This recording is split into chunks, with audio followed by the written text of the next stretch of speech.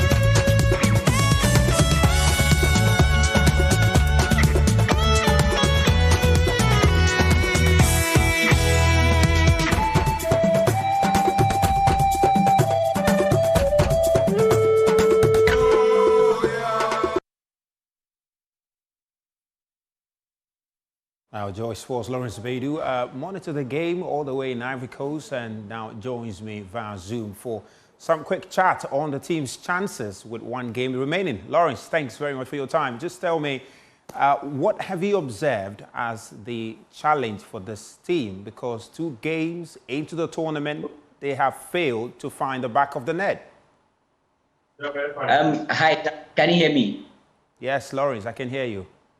Yeah, I think it's been a bit disappointing for the team Hazake's ladies.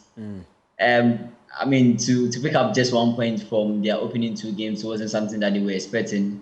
Looking at the preparations they had gone through, looking at everything they have done in Ghana before moving to Abidjan. The first game was quite manageable. I thought the second half, the second game, the first half performance was much better as compared to the first game that they played, overall first game that they played here in Bouake. But the second half performance was quite down par. Like, it wasn't the Hazake standard, as the assistant head coach would term it. It's been a bit disappointing for them, especially knowing that this is a stage they've been there before, and then they've not been able to score a goal yet. So it's a bit disappointing in the camp of Hazake's ladies. 2 key individuals are missing in this team in Ivory Coast, Abdoulaye Mukarama, and of course the head coach, Yusuf Bazige. Do you think that these individuals have been missed by the team and possibly part of why they have failed to glitter in Ivory Coast? Well, Zach, if we say just two key members, I will actually disagree with you. They have more than just 2 key members missing, because you have Veronica Bankuma, who is also with the national under-20. You have Habiba Issa, who is with the national 20. You have Messi Atobra as well, who is with the national 20. So, I mean, it's more than just 2 key members. I thought they came they came here to Ivory Coast with just a few quality players. I mean, not to disrespect the team, their quality they would have probably paraded in Abidjan in Boaké would have been quite different if they had all of these players available. It's quite unfortunate that these two assignments have clashed at the same time, and then they have, I mean, very little quality in the team, which is a bit disappointing. I thought it has, in a way, played a role in the way that they have played, the way they have defended, the way they've attacked. They've not had that focal point yet.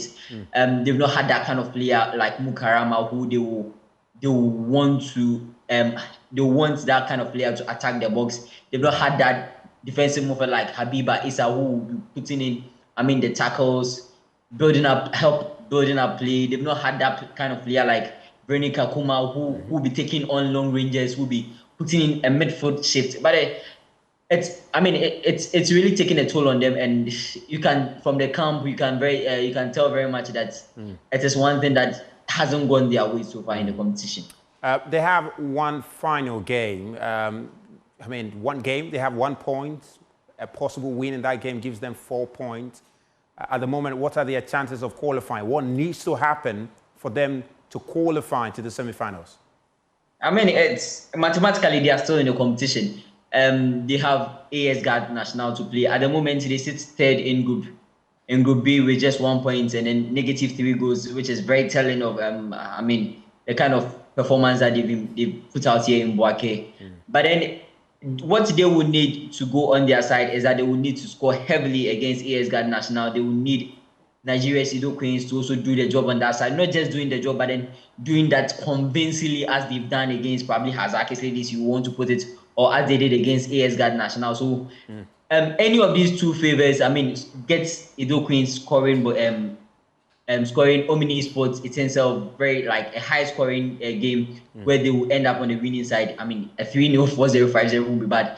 But let's not take away the fact that Hazakes will also have to do their work, probably score as high as 3 or 4 goals, 5 goals in that game against AS Guard National. We've seen Guard National concede 11 goals in the 2 games that they played. So if Hazakes would want to, toe that line as well, they will need to go all attacking in that game, ensure that they get their shots in goal. That is what they have to do. Otherwise, I'm sorry, but they will have to pack their things and come back to Ghana. Well, Lawrence, I'm sure you'll be coming with them in that regard. But thank you very much for your time. That's Lawrence Beidou joining us all the way from Boaké in Ivory Coast, covering that WAFU B Women's Champions League qualifiers. And Ghana's Azaka's ladies are in action over there. Well, moving on from that, but let's stay with the women's team because the Black Princesses, they have departed Accra for Colombia for the FIFA Under-20 Women's World Cup. The team will continue preparations in Colombia ahead of their 7th consecutive appearance at the tournament. Now, the competition will kick off on Saturday, August 31. Now, remember that the Black Princesses will open their campaign against Austria on September 2nd before taking on Japan and New Zealand in other Group E matches. Now, it's now Ghana Athletics President, Ba Hussaini. He is urgently sounding the alarm, demanding immediate financial support from the government to improve the country's sprinters ahead of the 2028 Olympic Games in Los Angeles.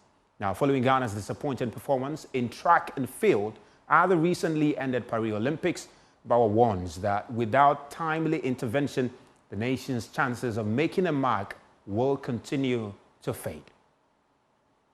Boshu, James Dazi, Rose, and Doris, some of them are 2021, 22, they can still be within that range for the next 4 years. But as a policy or as a program, we still need to have a young, less than 18, 16 years, but one of them will be ready for the 4 years. Because if you see those, very rarely you see a very rare talent that they come out 18, 16, 17 to win the World Championship. It is there, but it's very rare. I can count them. Karami James was 18. Alex Felix was also 18. Tobago was 18 when he won the World Junior Championship, and at 21 he won the Olympic Games. Some of them are there, but to able to develop from JSS to the Olympic in Los Angeles 2028 will be a very difficult thing to achieve. But the time is yes, it's pretty short. But what we can do is to get these who are young around 2021, start giving them financial support now, for them to prepare themselves to the next year Olympics. Now, you remember 2016, the same discussion in your studio. Yes, right here. That year. Yeah. The same funding. What did we do? That was that was which competition? What Olympic Games? That was the Rio. Rio, yes. Yes. Yeah. How do we prepare for the Tokyo Olympics? We had this occasion, this conversation several times. So I don't know. If we don't take time, the next 8 years, we'll still come back to continue this conversation again. What we need to do is to look for funding for this national talent. Let them follow their programs, their progression, right from now to the 2028. I've made this as one of my projects, that I want to be the first president of Ghana Athletics to win an Olympic medal. That's what I said in my inaugural speech. Now, the independent presidential aspirant, Alan Shermante, has meanwhile criticized the government's approach to sports development, calling it wrong. According to him, the use of government budget to fund the development of sport is ineffective and partly responsible for the decline of the sector. Now, speaking at a media event, a leader of the Movement for Change pledged to place the private sector in charge of sports to accelerate future successes if elected. Government has the wrong approach, has the wrong business model with sports. If government thinks that they can use government budget to develop sports, it ain't gonna happen. That is why if you read through the sports section, it's all about government empowering the private sector to establish sports academies and sports infrastructure and facilities of the highest standard. If a private person is investing, he'll make sure that he does it very well, and he will maintain them. And he knows that you're also going to benefit from them. If you don't have world-class infrastructure in sports, you can't develop world-class sportsmen. I think it goes without saying. It's because if you don't have the right infrastructure, it requires the power from the Almighty God and His grace to be able to pull somebody through Olympics. But if you have the right facilities, even average performing talent can excel because of the. Recently, when we built this swimming facility, you can see that gradually we are now in a position to nurse talents in. So, Farman, it is all about government supporting the private sector to invest in world-class sports facilities. Now, let's turn attention to Europe now. And Fenerbahce manager Jose Mourinho says the Europa League is more adapted to their level after they exited the Champions League with a 3-2 aggregate defeat by Lille in the third qualifying round. Now, this means Mourinho's side will play in the Europa League next season, a trophy he lifted with Manchester United in 2017, having won it in its previous incarnation as the UEFA Cup with Porto in 2003. You're the captains of tonight's edition of Prime Sports with me, Razak Musbah. Thank you so much for your company. Up next is PM Express with PM Express. Please do stay.